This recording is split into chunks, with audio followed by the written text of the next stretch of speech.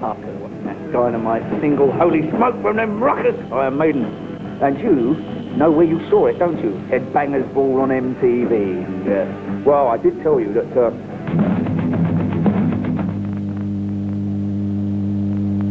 Hi, Vanessa Warwick here with the first of our special road reports on one of the greatest rock bands of our time, Iron Maiden. And we're actually gigging Cambridge on the UK leg of the current European tour.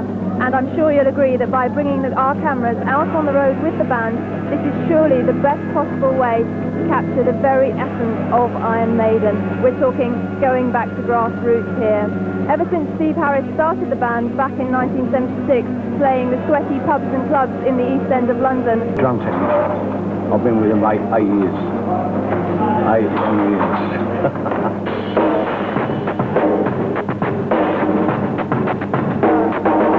And they've got to be perfect, otherwise there's 12 cymbal stands and they won't go in place otherwise.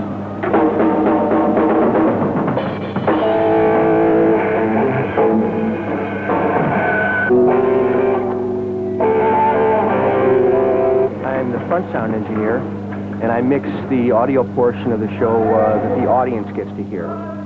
The band can't tell what I'm doing out front. That's the monitor engineer. He's on stage. This is virtually a 16-track recording studio without the monitors. The monitors are the very large speakers. The near-field monitors are the headphones. Other than that, and no tape machine. It's virtually a 16-track mixing system.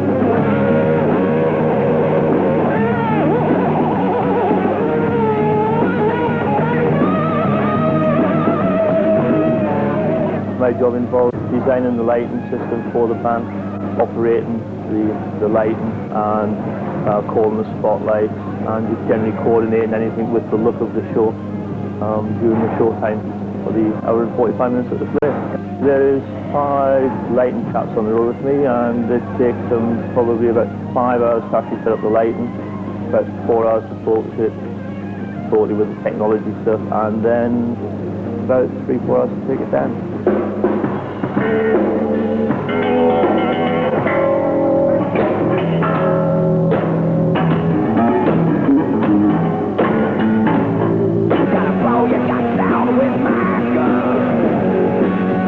Again, the menu tonight is chicken soup followed by pork and cherry sauce with the duck.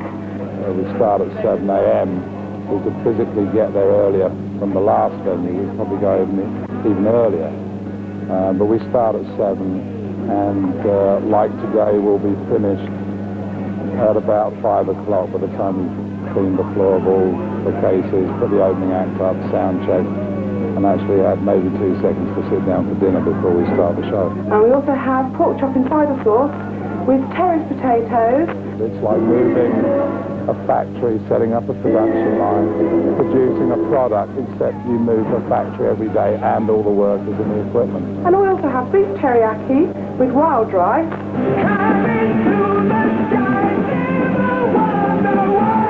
And stuffed cabbage leaves.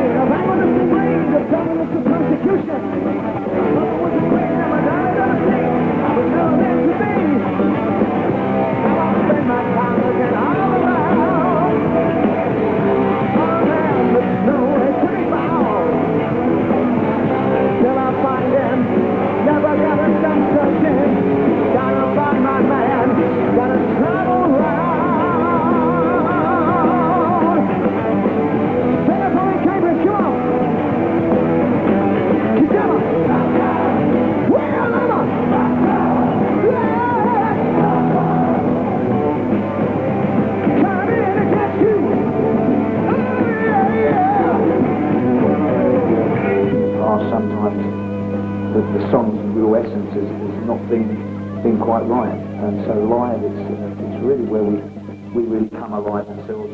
For me, I think a lot of bands like to be in the studio, but this is a live thing, and that's where the whole thing comes alive. And a lot of bands would rather spend 6 months in the studio. This band wants to go out and play. And I think that's what they missed over the last 2 years.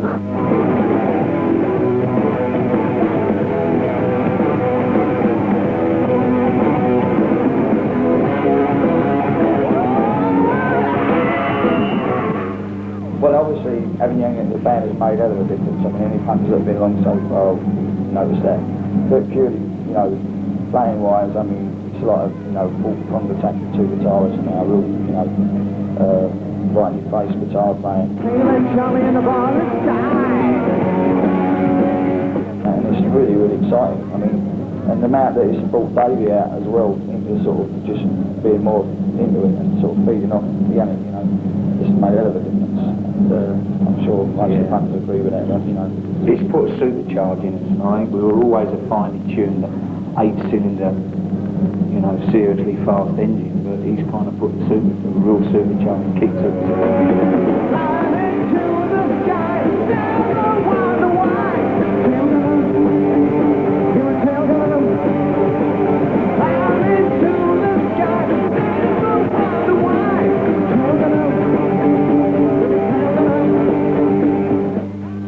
Place emphasis on touring because, I mean, we always write our songs with a view to playing them live. We've always been mainly live bands, so that's where we feel, you know, our best.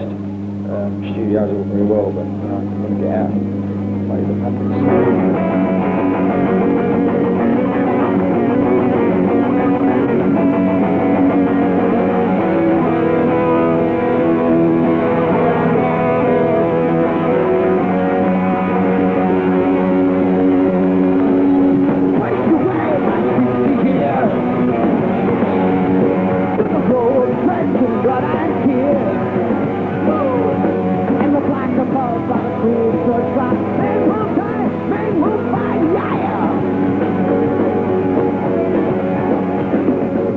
I would say we're very motivated still. Well, I don't know if you can say because we were 10 years ago, because at that time we were sort of going out doing 45-minute sets and we had, you know, the world to sort of beat, if you like, and just try and actually get through to people who didn't really care about us. It was a bit different when you're going out headlining and fact punters actually come to see you and they know a bit more what you expect rather than, you know, when you're supporting.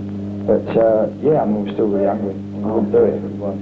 I think it doesn't matter how big production gets or any of the rest of it. At the end of the day, it's fine people playing on stage, and that's basically it's fine petition.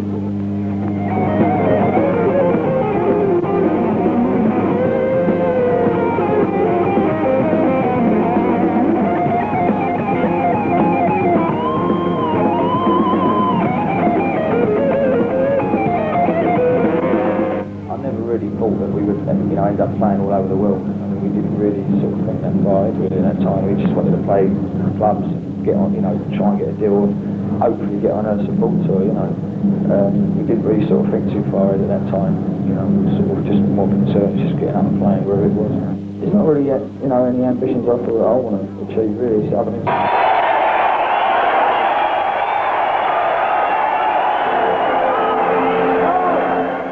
2 minutes to midnight!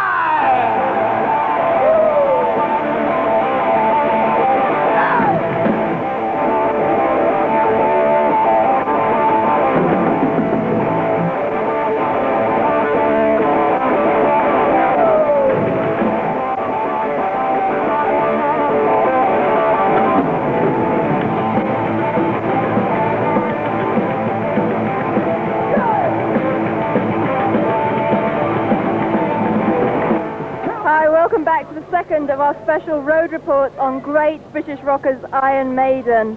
Now, as you already know, October the 1st, 1990 marks the long-awaited and much-anticipated release of Maiden's new album, No Prayer for the Dying. And of course, prior to the recording of the record, the band had a well-earned 2-year break. But as we witnessed last week, they're back not only with the new album, but with a new guitar player, Yannick Gers, and a new sense of purpose and vitality.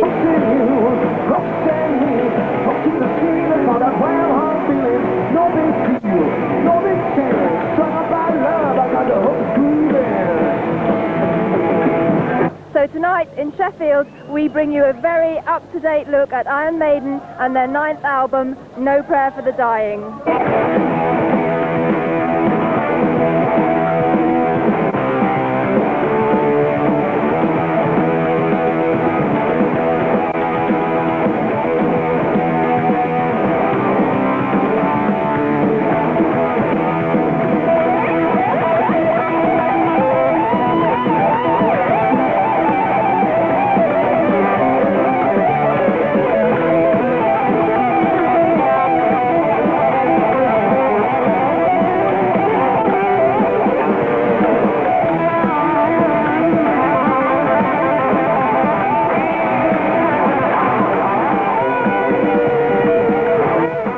new album, I think, was more of a return to perhaps the old energy of the band. I think with Maiden, when you're dealing with a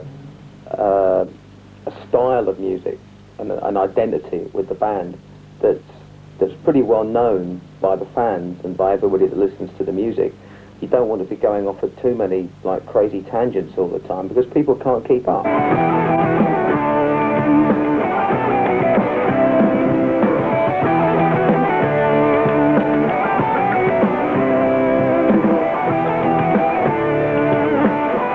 Enthusiastic, yeah, and we was really you know, we hadn't played for like about a year and a half as well, so we had that, and also Yannick coming into the band, he had so much energy and enthusiasm, it sort of, you know, affected on us as well, I think, the attitude.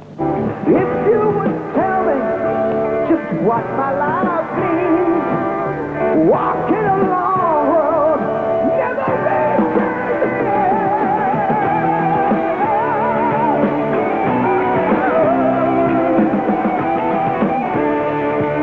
It was recorded in a barn, in a place that we all knew, with a place that we rehearsed, and there was an attitude that we were really going to do something and kick everybody's backsides on this album.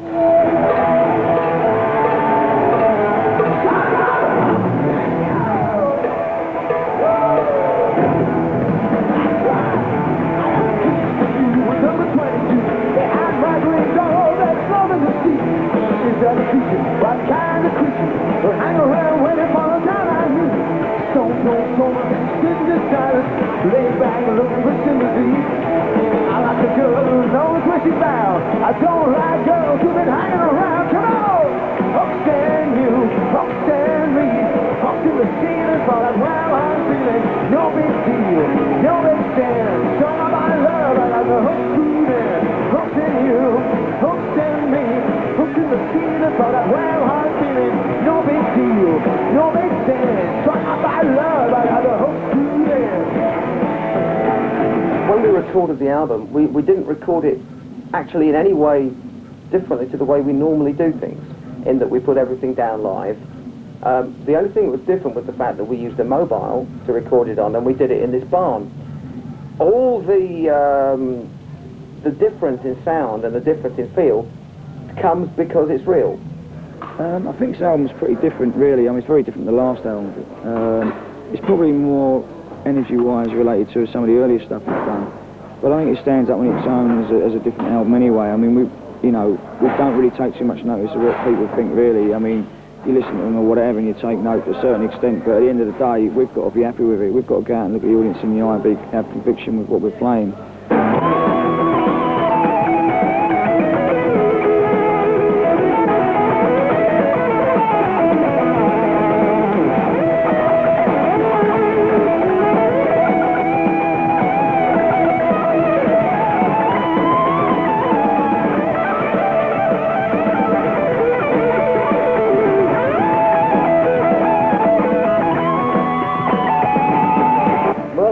The writing of the album came together, very quickly. We allowed ourselves 3 months because we thought, hey, it's a really important album.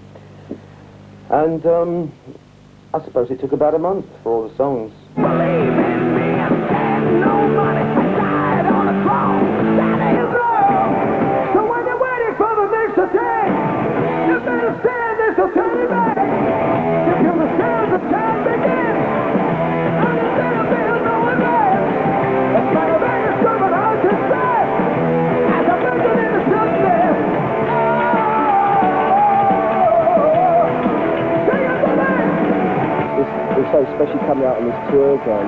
It's still like new. It feels new again. It's really exciting. It's like sometimes for like little kids, you know. You can go out there and enjoy yourself. And I think we've got a few more years to go yet, really. You know. I mean, I think there's a strong possibility we might do another double live album. I think we've got the material now that we would want to put on it. And what with Seventh Son and this last album and maybe something else in the future, I think we're good enough to do another one. Not this tour though, perhaps, I don't know, perhaps next tour after, maybe in the future or something, but I think there'll definitely be something something live from Maiden in the next few years.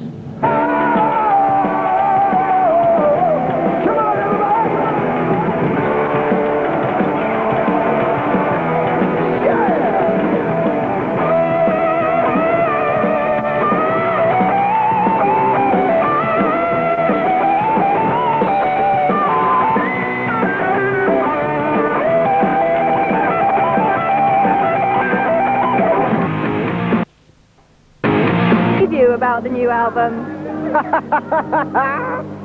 This man is being blindfolded and at this very moment is being played the Iron Maiden Fear of the Dark album. Yes, and he's being fed candy floss to calm his nerves. Rock and roll. I know, because it's been known to have produced violent reactions in people. It's the best record we've made. I mean, everybody in the band, I can't tell you how nuts we are about the record. And the biggest problem we've got is when we come out to play live throughout Europe this summer, I don't know what tracks we're going to leave out, you know, because there's 12 songs on the album, it's 60 seconds long. The sonic attack on the record is just going to rip people's knickers off, you know, of whatever sex. It's just astonishing. And the lyrics and the whole feel of the album is so like, you know, all the old stuff that we used to do with, you know, the Boys' Own comic lyrics and the rhymes of the Ancient Mariner and stuff, that was great, but this record is like now. It's like the crap and garbage that's going on, the pollution, the AIDS, the crap that's going on in the world. What is this record is about, you know? And it's a powerful record, but it's something that we really wanted to get across, and it's going to rip some people's faces off. Great. Now, you recorded the album at Steve Harris's home studio in Essex.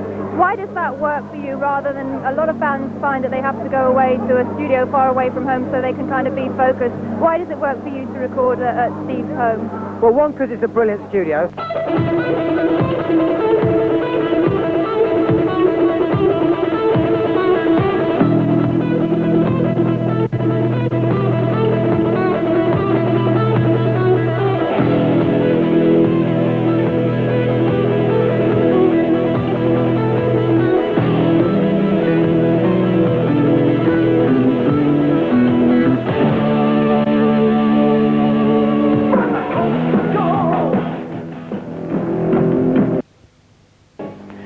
Dedicated to Iron Maiden on location in beautiful Portugal, where Iron Maiden are rehearsing for the upcoming European tour. We'll have a full tour dates listing at the end.